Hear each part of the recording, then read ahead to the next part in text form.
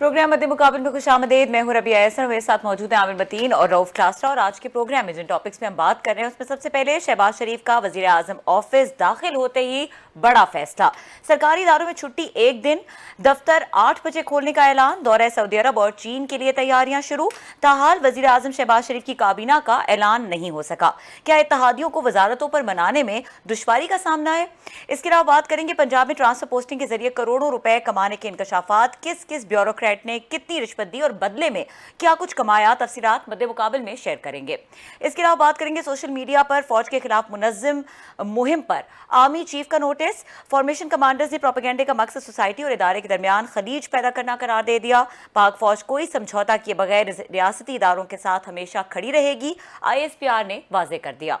इसके अलावा बात करेंगे आज़ाद कश्मीर में भी नियाजी हुकूमत का तख्ता उलटने के लिए तैयारियां मुकम्मल। वज़ीर आज़म बनने के लिए सरदार तनवीर इलियास मैदान में आ गए। वज़ीर आज़म के खिलाफ तहरीक अदम एतमाद पर वोटिंग के लिए असम्बली इजलास जुम्मे को तलब। ये तमाम तर टॉपिक्स हैं जिसमें आज के प्रोग्राम में बात करेंगे। सबसे पहले आमिर साहब के पास असल में जरा स्टोरी थी, तो मैं चाह रही थी कि वो वाली पहले उसी पे आ जाए सर, ट्रांसफर पोस्टिंग के हवाले से, या पहले जिधर से मर्जी मगर ये सारा जुड़ा हुआ है। हाँ, सियासी जुड़ा हुआ है माहौल से शुरू इससे पहले कि आप सवाल करके किसी और तरफ ले जाए, हम इखलाकी बात बाद में करेंगे, मगर पहले ज़रा सियासियात की सूरत हाल देख लेंगे। अब इस वक्त सियासियात किधर जा रही है। सियासियात की अब आज की सूरत हाल मेरे ख्याल में ये है कि एक मुकाबला लग गया है कि इमरान खान साहब अपना ये सड़कों पे जो इनकलाब ला के इस पे पूरी इस्टेब्लिशमेंट को और गवर्नमेंट को मजबूर करके इनको गिरा पाते हैं, इलेक्शन करा सकते हैं, वो पहले इसमें कामयाब होते हैं, या फिर इनका काउंटर जो है ना जवाबी एहतसाबी इनकलाब जो कि नून लीग वाले चाह रहे हैं कि इनका ये जो बयानिया इन्होंने बनाया है कि जनाब मुझे ये अमेरिका के कहने पे बैरूनी साजिश पे कह के निकाला गया है, इसको तोड़ने का सिर्फ तरीका ये है कि इमरान खान की मिथ तोड़ी जाए। और सबसे बड़ी ये है कि ये बहुत ईमानदार है, जो पहले से ही वो उस पर थे, मगर ये अमेरिका के बाद से थोड़ा सा वो PTI वाले समझ रहे हैं कि ये अब बयानिया इतना आसानी से नहीं बिकेगा। पर बहरहाल उन्होंने मेहनत शुरू कर दी है। मैं आपको ये इन्फॉर्मेशन दे रहा हूँ कि उन्होंने पूरी तफ्तीश जो है ना इसको फुल फ्लैज्ड उन्होंने शुरू कर दी हुई है कि ये जो क्लास साहब ये जो टीके का जिक्र करते रहते थे, और हमने बड़ी दफ़ा पूरी बातगश चल रही थी, कई MNS खुल के इल्ज़ाम लगाते रहेंगे जी हमने 3 करोड़ दिए, 6 करोड़ दिए पंजाब के अंदर गुज़दार दौर के अंदर जो ट्रांसफरेंट पोस्टिंग के DCO के कमिश्नरों की, तो वो डिगर साहब ने इधर भी दी और भी बड़े लोगों ने ओपनली दी। हमने कई प्रोग्रामों में क्लास साहब ने खासतौर पर बहुत ज़्यादा खुल के इसका जिक्र करता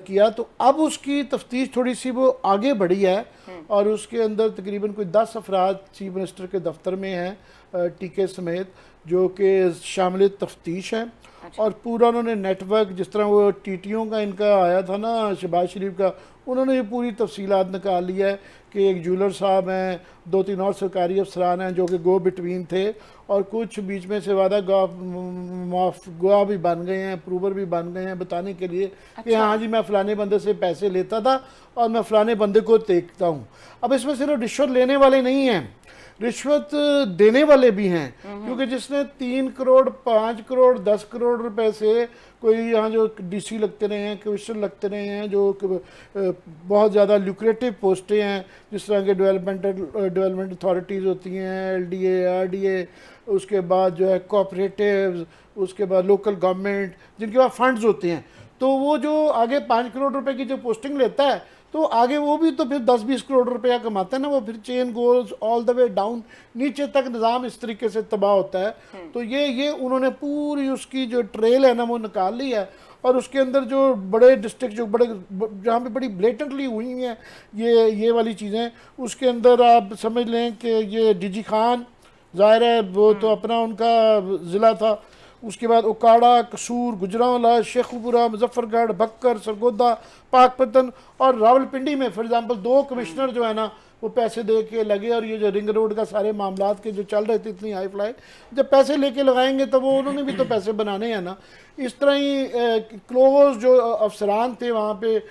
CM ऑफिस में बैठे हुए, उनके चहेते 17वें ग्रेड के अफसर को ADCG लगा दिया गया, या 18वें ग्रेड का एक अफसर था उसको 2 दफ़ा बड़े बड़े ज़िलों का DC लगा दिया गया, जो कि 18वें ग्रेड की पोस्ट बनती ही नहीं थी। तो बड़े लाहौर पिंडी टाइप बड़े उसके अंदर, तो ये ट्रांसफर उसके बाद उसकी ऐसे तफसील आ रही है। तो ये वो करीब ये बम फोड़ेंगे। हमारे पास काफ़ी इसकी तफसीलात हैं, मगर हम तफ्तीश से आगे नहीं जाना चाहते कि जब हमारे हाथ में, और ये हमारा तरीक़ाकार रहा है कि हम डॉक्यूमेंट जब हाथ में आते हैं, अभी सिर्फ हम ट्रेलर दे रहे हैं, ट्रेलर पे बात कर रहे हैं, तफसीलात काफ़ी हैं, मगर जब वो पूरे सबूत तफ्तीश हो जाएगी, जमा दाखिले दफ्तर हो जाएगी तफ्तीश, तो फिर हम वो नाम भी बता देंगे और एग्जैक्ट बताएंगे किस बंदे ने कितने पैसे दिए, कहाँ दिए, किसके थ्रू दिए, ये पूरी तफसीलात बताएंगे। अब मैच क्या है सर, मेरा ख्याल है अगर इससे पहले कि मैच पे जाएं, बड़ी अहम स्टोरी आप ये पहले इस पे कर ले, मैं फिर इसके बताऊंगा कि इसको ये कहना चाह रहा था, ये पहले होगा अवामी इनकलाब होगा कि एहतसाबी इनकलाब पहले आप एक ही सेगमेंट में शो ना खत्म करें, इसमें बहुत सारा मीट है जो आप स्टोरी थे, हालांकि मैंने तो देखे हैं, नाम भी हैं आपके पास, चीज़ें भी हैं, सब कुछ है। तो आपने और मैंने मिलके वो सारे कटवा दिए हैं। बहरहाल देखिए, हम क्योंकि हम जाते हैं गो बाई द बुक जाते हैं कि जब तक बहुत सारी चीज़ें, हालांकि नाम सारे हैं किस किस ने क्या किया, लेकिन हम क्योंकि जिम्मेदाराना एक उस जर्नलिज्म करते हैं, कोई हाइप को उस तरह नहीं देते, क्योंकि अगेन हमारी जो ट्रेनिंग है वो प्रिंट जर्नलिज्म वाली है, एंड वी आर ग्रेटफुल जो हमारे प्रिंट के उस्ताद थे, उनकी मेहरबानी उन्होंने सिखाया। एक तो मैं आमिर साहब से ये पूछना चाहता हूँ, आपने कहा ये इंक्वायरी हो रही है, investigation, who is conducting again inquiry, क्योंकि सब बुज़दार साहब जो है ना, वैसे उसे मैं ट्वीट भी किया था कि उनका जो मुर्शिद जो है ना, उनका जो पीर है ना, बुज़दार साहब का पक्का है सर, कि जिसने बुज़दार साहब को तंग किया है ना सर, वो बेचारा खुद नहीं रहा, बुज़दार साहब बैठे। इमरान खान साहब ने इस्तीफ़ा लिया, इमरान खान साहब चले गए, चौधरी सरवर ने उनसे इस्तीफ़ा मंजूर किया, वो चले गए सर, ये चौधरी परवेज इलाही साहब उनकी जगह कोई पता नहीं है बनना, जब बुज़दार साहब बैठे हुए हैं। So who is conducting this inquiry? Very good question वो इसलिए इम्पॉर्टेंट है कि अभी तो जाहिर है गवर्नमेंट बनी ही नहीं है, अभी तो फेडरल गवर्नमेंट होती है जब कैबिनेट बनती है, अभी कैबिनेट भी नहीं है, इसीलिए ECL पे जिनके नाम डाले थे शहजाद अकबर वगैरह के, शहबाज गिल साहब के कैंसिल हो गए हैं, क्योंकि अभी गवर्नमेंट फॉर्मेशन नहीं हुई है। मगर ये वो रिपोर्टें हैं जो कि एलिजिडली मुबैना तौर पे इमरान खान साहब को एजेंसियां पेश करती रही हैं, और उन्होंने उनके बकौल मुबैना तौर पे इस पे तवज्जो नहीं दी। सो ये पुरानी लिस्टें हैं, उन्होंने सिंपली जो ही वही लिस्टें जो हैं ज़ाहिर है वो रिकॉर्ड पे मौजूद थी, और वही लिस्टें बनी बनाई उनके पास पहुंच गई हैं अभी इनफॉर्मली, इसीलिए मैंने भी कोई नाम मज़ीद नहीं लिया कि अभी ये सारा इनफॉर्मल है। जब ये दाखिले दफ्तर कर दिया जाएगा तो यही बुनियादी वजह है नाम दी। ठीक है, तोशा खाना भी सिर्फ आते तोशा खाना भी मेरा आज आप निकल गई हैं, आज निकल गई हैं, आज थोड़ा सा आपको भी टाइम देते हैं। अब दूसरा सवाल, अब उसी सवाल से स्टोरी निकल आई है ना थोड़ी सी। दूसरा सवाल ये सारी डिटेल्स आपके पास हैं और बहुत अरसे से हैं। इमरान खान साहब, बल्कि वो कहते हैं मैनेज वगैरह और बहुत बड़े करीबी लोग कि इमरान खान साहब की सारी डिटेल्स आज की नहीं, बड़े अरसे से मुसलसल जा रही हैं, चीज़ें हो रही हैं, सामने भी आ चुकी हैं। वो फरा साहबा चली गई हैं, एहसन जमील से गुजर साहब चले गए हैं, बला बला सब कुछ होता रहे। वाई इमरान खान साहब इज़ नॉट मूव्ड इन तमाम चीज़ों पे? और आवाम जो कुछ अर्सा पहले तक सारी चीज़ों पे बिलीव रखती थी, आवाम अब आगे उस इशू को भूल गई है सर कि यहाँ कितनी करप्शन हो रही थी। और आप जैसा बंदा कह रहे हैं जिस पे ये भी नहीं इल्ज़ाम लग सकता कि जनाब के उनका किसी और के लिए सॉफ्ट कॉर्नर, लिहाजा इस मौके पे हम बात कर रहे हैं, ये तो हमारे ऊपर ये इल्ज़ाम भी तो नहीं लग सकता ना। आपकी जो हमारी जो है राय तकरीबन थोड़ी सी दावा कर सकते हैं, हल्की सी न्यूट्रल रही है। आप जैसा बंदा कह रहा है, चलो मैं भी नहीं कह रहा, मेरे बारे में कहा जा सकता है कि रऊफ साहब जो है ना जनाब ये एक उसका सिंगल ट्रैक है तो चलते रहते हैं। आप जैसा ये स्टोरी लेकर है, आपके पास सारे डॉक्यूमेंट्स हैं, चीज़ें भी हैं। इस आवाम का वो जो कुछ अर्सा पहले तक ये सोच रही थी कि इतनी करप्शन हो रही है, DC तक के ऑफिस बिक रहे हैं, ये नरेटिव जो नया बनाया गया है, अब ये सारी चीज़ें भूल गए कि हु वाज मिंटिंग व्हाट, किसने कितने करोड़ कमाए, आवाम की जेबों से क्या कुछ गया, और ब्यूरोक्रेसी को कितना बुरे तरीके से ब्यूरोक्रेसी खुद भी जलील हुई है, आवाम को भी किया है, लोगों को भी है आगे किया। ये जो करप्शन की स्टोरी आपने हालांकि होल्ड की है, मैं तो देख चुका हूँ, आपके पास जो डाटा है इट्स ए माइंड बॉगलिंग, जैसे कहते हैं ना कि बंदे को भग करके मुँह आप उड़ जाए, कानों से धुआं निकल जाए। सो इमरान खान साहब को इन तमाम खबरों का, स्टोरीज का सबूत के साथ उनके करीबी लोगों ने उनको बताया, आप और मैंने नहीं बताया, और हर एक ने कहा है कि पता है हमारा ये आपने सुना अलीम खान ने उस दिन कहा है, उस दिन आपको याद हो गवर्नर चौधरी सरवर ने कहा है आप और मुझे तो छोड़ देना, सबने ये रिपोर्टें देखी। इमरान खान साहब इन खबरों के बावजूद, इन रिपोर्ट्स के बावजूद, जो मैसिव डाटा आपके पास है, नाम दिए हुए सबूतों के साथ, चीज़ों के साथ, उन्होंने कोई एक दफ़ा भी उनको टच नहीं करना, किसी को आगे पीछे किया। वाह सर, पूछ तो आप रहे हैं इस तरह, ये इमरान खान से पूछना चाहिए आपको। आप जवाब मैं जवाब मैं आपको देता हूँ कि पाकिस्तान में मेरा ख्याल है कि सियासत इतनी पोलराइज्ड हो गई हुई है कि जो नून लीग के लोग हैं उनके वो जो कतरी लेटर और वो जो चीज़ें हैं, उनके करीब तरीन दोस्त और बड़े बड़े ईमानदार लोग भी हैं उनमें, बड़े बड़े अच्छे लोग भी हैं, मगर वो कहते हैं कि पाकिस्तान का एक कल्चर बन गया है कि हमारा जो लीडर है ना, इन चीज़ों से ये छोड़ दें, वो जैसा कैसा भी है वो हमारा लीडर है। तो मुकाबले थे पीटीआई में भी हमारी मर्जी का होना चाहिए। पीटीआई नहीं, मैं जवाब पूरा सुने ना, बड़ा लंबा सवाल था जो है मुझे पता है कि नहीं बिल्कुल नहीं अपसेट हुआ मैं। तो ये पीटीआई के अंदर भी ना अब उनके लिए ये जो नया कट्टा जो खोला गया है ना अमेरिका का, मैंने कहा है ना, जब फॉरेन पॉलिसी थड़े पे आ जाए, लाइक इट और नॉट, आप एग्री करें ना करें, जो मर्जी आप कहें, बांस पे चढ़ा रहे हैं, जो मर्जी कह लें, ये नहीं। अब हम आपने देख लिया है, उनको जो पजीराई मिली है वो उस पर उनको ये समझ आ रही है। मैं समझता हूँ दो रीज़न उनके पास हैं, दो इसके जवाब ज़रूर हैं उनकी। मैं पढ़ में, अब मेरा ये जवाब आई मे नॉट एग्री। वो ये अभी भी वो ये कहते हैं कि इसका जो सिरा है ना, खुरा और सिरा, वो सिरे का भी नज़र आ रहा है, खुरा भी है, वो एक जगह जाके रुक जाता है डायरेक्टली। वो कहते हैं अभी भी वहाँ पे तो डायरेक्टली पैनमा के अंदर तो नवाज शरीफ, शहबाज शरीफ, ये सारे लोग डायरेक्टली एक्यूज थे, डायरेक्टली नंबर थे। इसके वन स्टेप कम से कम पीछे रुक जाता है, इवन जो इल्ज़ामात भी हैं वन स्टेप से आगे का खुरा नहीं है। तो वो कहते जी हमारा लीडर जो है ना, वो फिर भी उनके पास ये एक फिग लीफ है एक। दूसरा मेरा ख्याल है कि ये सारी इसीलिए जल्दबाजी की गई है, जो हमें उसकी सियासी मंतक नहीं समझ आती, उनकी ये सियासी मंतक यही है, एकदम से जो इस्तीफ़े दे दिए गए हैं, एकदम से वो जो सड़कों पे चले गए हैं कि ये इसकी बम्बार्डमेंट से पहले ही इस तरह का माहौल बन जाए कि ये चीज़ें गैर मानी हो जाएगी। तो मैं ले आया हूँ और आप और हम बात कर रहे हैं, मगर कुछ अरसे बाद जब ये कुछ माहौल ऐसा बन जाएगा जो ये बात किया जाएगा, उसको उस जो ब्लैक एंड वाइट का एक बाइनरी बना दी गई है ना, कि आप इधर हैं या इधर हैं, कि आप पोलराइज्ड वर्ल्ड में या आप पीटीआई हैं या आप नून लीग हैं, अपोजिशन हैं, दरमियान वाला रास्ता ही नहीं है, तो कोई नहीं सुनेगा इसको। ये शायद जब ये अगला जो स्टेप था ना, मैं जिस तरफ जा रहा था, कि ये है कि कौन पहले अपना बयानिया पुट फॉरवर्ड करने में कामयाब होता है, क्योंकि इनके पास भी अगर ये बहुत जल्दी ये वाला नहीं करते तो ये दूसरा बयानिया भी आ रहा है ये पार्लियामेंट के अंदर। और अब शहबाज शरीफ साहब को जो वहाँ पर मैं बहस कर रहे थे कि कब तक वो रहेंगे, उसमें मेरी जो था कि इनके अपने, क्योंकि लोग ये कह रहे हैं, नवाज शरीफ की भी ख्वाहिश है कि वो ज़्यादा से शहबाज शरीफ साहब ना रहे हैं, और ये कहते रहे पब्लिकली, इसलिए मैं कह रहा था। वैसे उनको ऑन पेपर अब जो है हाउस से नहीं निकाला जा सकता टेक्निकली, वो इसलिए कि 6 महीने तक तो उनके खिलाफ नो क्वालिफिकेशन, वैसे ही नो कॉन्फिडेंस आ ही नहीं सकता। और दूसरा ये कि इनके इस्तीफ़ों के बाद वहाँ पे जो है अपोजिशन ही नहीं जब होगी तो कहाँ से वो नंबर पूरे होंगे कि जो नो कॉन्फिडेंस भी मोशन मूव कर रहे हैं एंट्रेंडलेस कि पीपल्स पार्टी और इनकी लड़ाई हो। वैसे लड़ाइयाँ शुरू हो गई हैं, MQM ने वो दिखा दिया है कि वसीम अख्तर ने कि ये ओपनली बोलने की ना, भड़क मारने का फ़ायदा ये होता है कि अब उनका नाम भी लिया जा रहा है कि शायद उनको सिंध की गवर्नरी दे दी जाए, और खुर्शीद शाह साहब के लिए कहा जा रहा है जो स्पीकर बनाया जाएगा, यूसुफ रज़ा गिलानी को शायद सेनेट के चेयरमैन के लिए बात चल रही है, और या तो अकरम दुरानी साहब या इफ्तिखार साहब जो ANP के हैं, उन दो के दरमियान है ज़्यादा अकरम दुरानी साहब का चांस है कि उनको गवर्नर वहाँ पे बनाया जाएगा। और बाकी इवन पंजाब के फैसले जो है, फॉर एग्ज़ाम्पल वो जो राना साहब ने बोसाल साहब का चीफ सेक्रेटरी, और मेरा ये सवाल था कि जनाब अभी तो पंजाब की गवर्नमेंट नहीं बनी, तो वो बड़े कॉन्फिडेंट हैं कि नहीं वो वहाँ पे तक समझ लें जब चीफ सेक्रेटरी और IG के नाम डिस्कस हो रहे हों तो वो बहुत ज़्यादा कॉन्फिडेंट हैं कि पंजाब में भी गवर्नमेंट बन जाएगी, जो कि 16 तारीख को बननी है। We'll see what happens. अच्छा क्लास साहब, आप ही का सवाल जो कि बहुत इंपॉर्टेंट है, क्योंकि ये सारी डिटेल्स वो डिटेल्स हैं जिस तरह से इमरान खान के एलाइज ने बातें की। एलाइज मींस जो उनके दोस्त थे, अलीम खान हो गए, जहांगीर तरीन हो गए, बुज़दार, उस्मान बुज़दार के साथ हर एक को प्रॉब्लम था। तो आपको क्या लगता है क्या वजह थी कि वो अनमूव्ड ही रहे?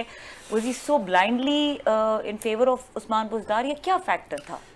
इंसान जब तक खुद गलतियां ना करे तो उसका ज़वाल तो नहीं होता। मेरी कोई उस गलतियों से आपको तो नहीं फ़ायदा होने वाला, मुझे खुद ही नुकसान होगा। उसका खान साहब ने अगर इस पे ज़िद पे कायम रहे हैं, मतलब जो उनका क्लैश हुआ एस्टेब्लिशमेंट के साथ,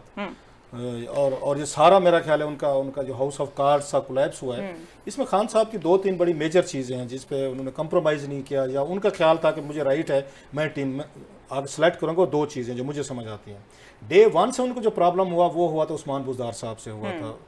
ये उसको एस्टेब्लिशमेंट को और इनके करीबी लोगों को भी। आपने सुन लिया था अलीम खान साहब को, उन्होंने कहा तकरीबन हर एक को इतराज, उनको इतराज था वहां पे। उनका क्या ख्याल था कि आप इतना कमजोर चीफ मिनिस्टर ला रहे हैं वहां पे, शहबाज शरीफ साहब के बाद जैसे भी थे, हमने बड़ी उन पर स्टोरी स्कैंडल की हैं, पंजाब स्पीड तो फलां जिस तरह के गपले हुए, चीज़ें हुई, वहाँ पैसा खाया पिया गया, सारी चीज़ें सामने हैं। लेकिन उसके बाद आप इतना कमजोर वजीर आला लाएं जो कैमरे को नहीं फेस कर सकता था, जो उसके बाद अपने आप को डिफेंड नहीं कर सकता था। आप उसको डिफेंड को छोड़े, 2 मिनट वो बात नहीं कर सकते थे। इसका नुकसान क्या हुआ? इमरान खान साहब नहीं कभी आके इस चीज़ को अप्रिशिएट करें। गलती को नहीं मानता, मैं भी नहीं मानता अपनी, कि आपके इतना कमज़ोर बंदा लाने की वजह से पूरे पंजाब में, ये मैं 1000 दफ़ा ये बात कह चुका हूँ, इन शोज़ में लिखा भी है कि आपकी पूरी नवाज लीग और पूरी आपके अपोजिशन को अगर किसी ने खड़ा किया है ना, आपके एक फैसले ने किया है कि आपने बुज़दार को चीफ मिनिस्टर लगाया वहाँ पे, और उसका ब्लैटेंटली आपने मुसलसल दिफा करते रहे, और वसीम अकरम जैसे बड़े बॉलर्स को उसके साथ अटैच भी कर दिया है। मतलब कोई बदला लेना था वसीम अकरम से, मुझे नहीं समझ आई, इतना बड़ा बॉलर उसको आपने ठोक दिया कि जनाब कि ये मेरा वसीम अकरम प्लस है। सो इमरान खान साहब को वहाँ से ये अगर जो कुछ हुआ है वो ठीक है, उन्होंने बड़ी कामयाबी से इसको टर्न कर दिया उसके साथ, अमेरिकन नैरेटिव के साथ। ये भी उनकी कामयाबी एज ए पॉलिटिशियन, प्रैग्मेटिक मौका मिला है। नहीं तो ये चीजें जो बता रहे हैं ये तो किसी भी इतनी बड़ी वो होंगी। एक वो रीजन इनकी बनी है मेरा ख्याल है लास्टली, जो लास्ट ईयर ये उसमें आया नवंबर में जो चेंजेस थे जिसको रजिस्ट किया इन्होंने, उस पर मेरा DGISI वाला, वो एक बहुत बड़ी एक और रीजन बनी। सो खान साहब किसी दिन बैठ के इन चीजों को एवेल्युएट करें, जो कि नहीं करेंगे। और भी रीजन है कभी भी ये आपको मैं बताऊंगा, वक्फे आपने लेना है, अच्छा। शायद के वक्फे के बाद आए कि अगर ये अवामी इनकलाब सड़कों का अगर ये जल्दी ना ये प्रेशर क्रिएट कर पाए तो फिर क्या कुछ मजीद होने जा रहा है। दो वो भी तो घर पे चूड़ियां पहन के नहीं बैठे हुए ना, तो मुकाबला क्या होगा? ठीक है, मुकाबला क्या होगा, और अगर ये प्रेशर सही तरह से बिल्ड नहीं हो पाया तो इसके रिपरकशंस क्या होंगे, इन तमाम चीज़ों के ऊपर बात करते हैं। ब्रेक के बाद हमारे साथ रहिए।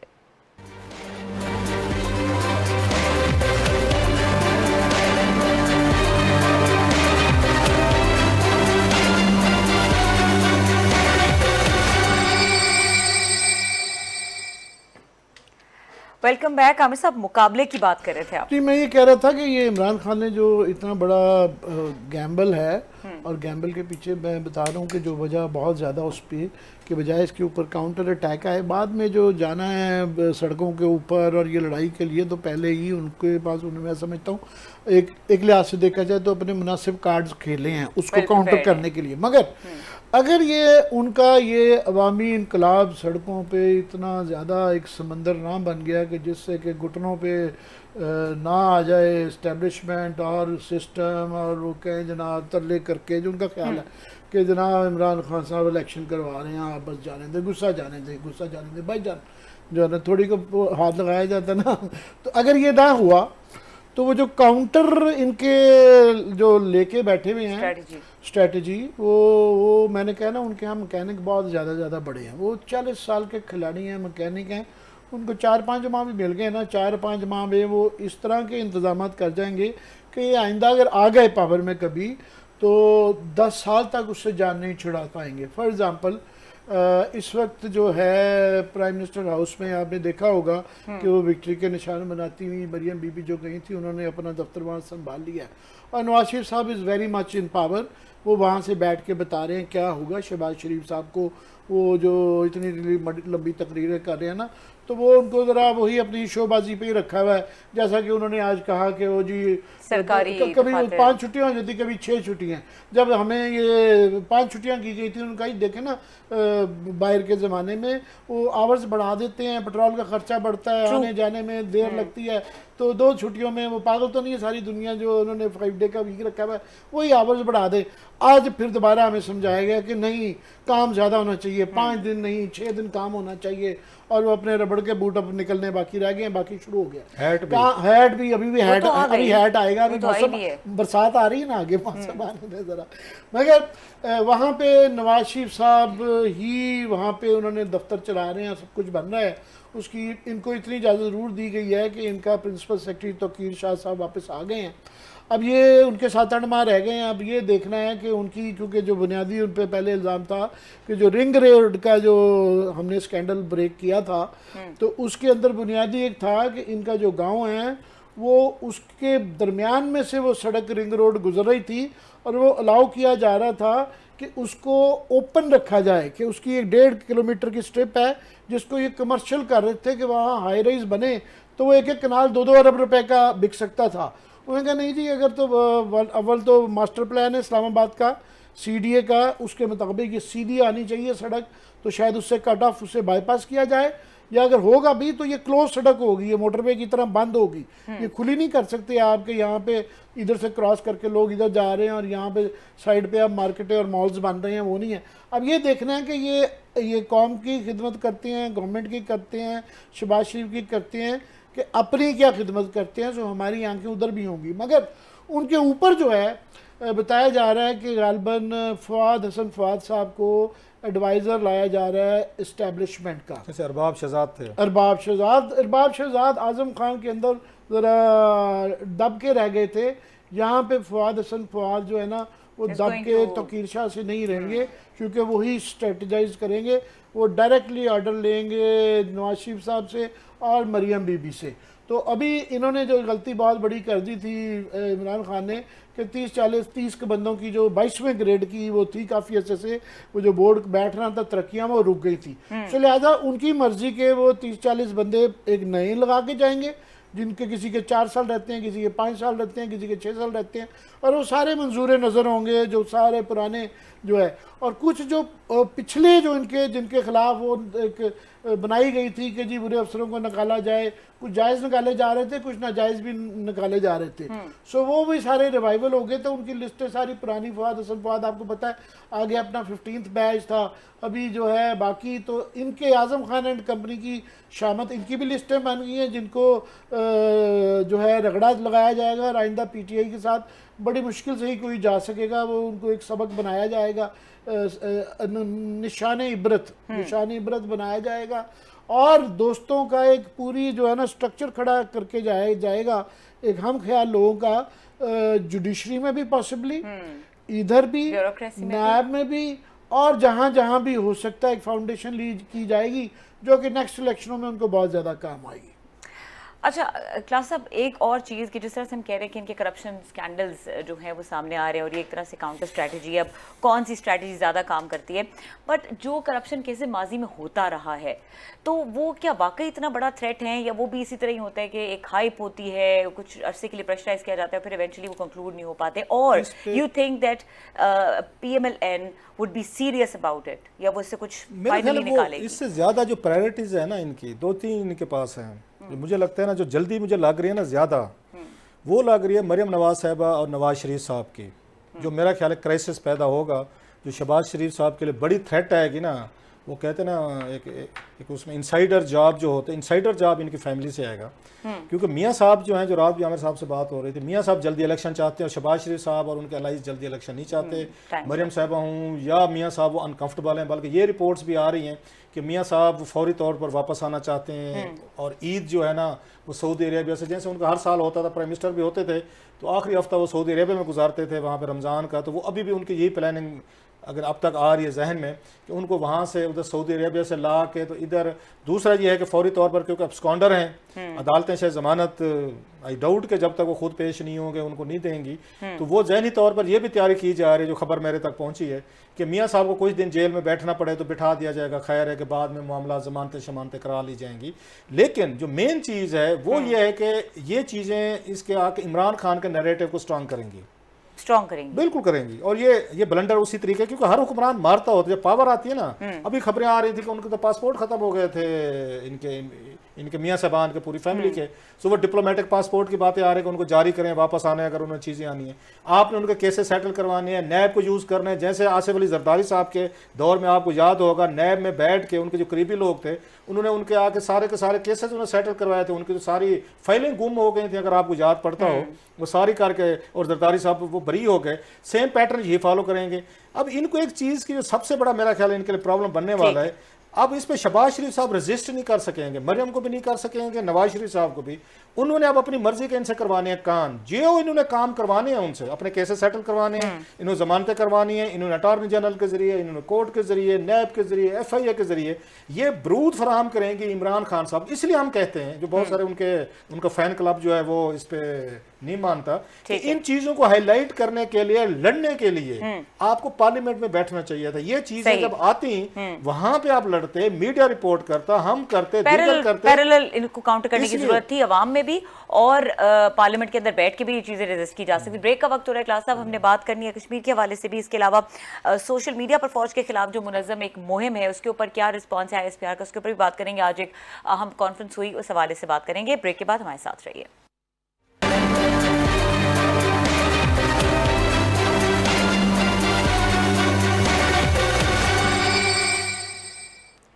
Welcome back. आमिर साहब, शहबाज शरीफ साहब का बतौर वज़ीर आज़म आज पहला दिन था, और इसके अलावा भी जो उनका एक डिमेंशन लग रहा है आपको आफ्टर बिकमिंग प्राइम मिनिस्टर, किस तरह से आपको लग रहा है कि वो इजी थोड़ा सा जल्दी में नहीं लग रहा है? इस पे बताता हूँ मैं पहले इससे के बताता जाऊँ कि कल जो है इन्होंने अपनी कश्मीर की गवर्नमेंट, आज़ाद कश्मीर की PTI ने गवर्नमेंट तकरीबन समझ लें बचा ली है कि कैंडिडेट चेंज किया जा रहा है, कि अदम एतमाद की तहरीक जो है अब्दुल कयूम नियाज़ी साहब, नियाज़ी उनका तखल्लुस है याद रहे, तो वो पेश की जा रही है। पहले ये खदशा था कि पीपल्स पार्टी और बाकी पार्टियों के साथ मिलके, तो वहाँ भी मुनहरफ अफराद की एक लिस्ट थी जिनके साथ मिलके शायद PTI पीपल्स पार्टी का या किसी और पार्टी का कैंडिडेट बनता, तो उसको प्रिएम्प्ट कर लिया है वक्ती तौर पे कि अभी तनवीर इलियास साहब का नाम, क्योंकि कश्मीर के अंदर जब नो कॉन्फिडेंस पेश की जाती है तो जो कैंडिडेट नेक्स्ट PM होता है उसका देना पड़ता है दरख्वास्त में, तो तनवीर इलियास साहब का नाम ये दिखा रहे हैं लिस्ट जो 25 लोगों की जिन्होंने दरख्वास्त के अंदर शामिल है, तो जिसके बाद उनका तकरीबन कभी इम्कान है कि वो कल चीफ प्राइम मिनिस्टर जो है ना तनवीर इलियास साहब बन जाएंगे, और इसमें इमरान खान साहब की कंसेंट शामिल है, तो एक किस्म को उन्होंने प्रिएम्प्ट कर लिया है। इस पर कल बात करेंगे। अभी मैं शहबाज शरीफ का साहब के बहुत ज़्यादा बड़े ठहरे, ज़रा थोड़ा सा टाइम है, ज़रा इस पर बात कर लेते हैं। शहबाज शरीफ तो कल भी हम कर सकते हैं, टाइम थोड़ा है। कल इनकी जो मेरी इतला है, इनकी मुलाकात हो रही है 1 बजे इनसे यहाँ ये बनी गाला में प्राइम मिनिस्टर इमरान खान साहब से, और सरदार तनवीर जो हैं इनको एक फेडरल मिनिस्टर हैं, उन्होंने एक लेटर दिया था कि ये लेटर लें और MPs को जाकर दिखाएं वहाँ पर, और उनको बताएं कि हमें फेडरल हुकूमत की सपोर्ट हासिल है। इनके साथ जो वादे किए थे ना इलेक्शन से पहले, और बहुत सारा पैसा भी खर्च किया था सरदार तनवीर साहब ने, spent a lot of money, वो ये था कि उनको फिर आखिरी लम्हे पे इमरान खान साहब ने नहीं बना, तो सैफुल्लाह नियाज़ी साहब और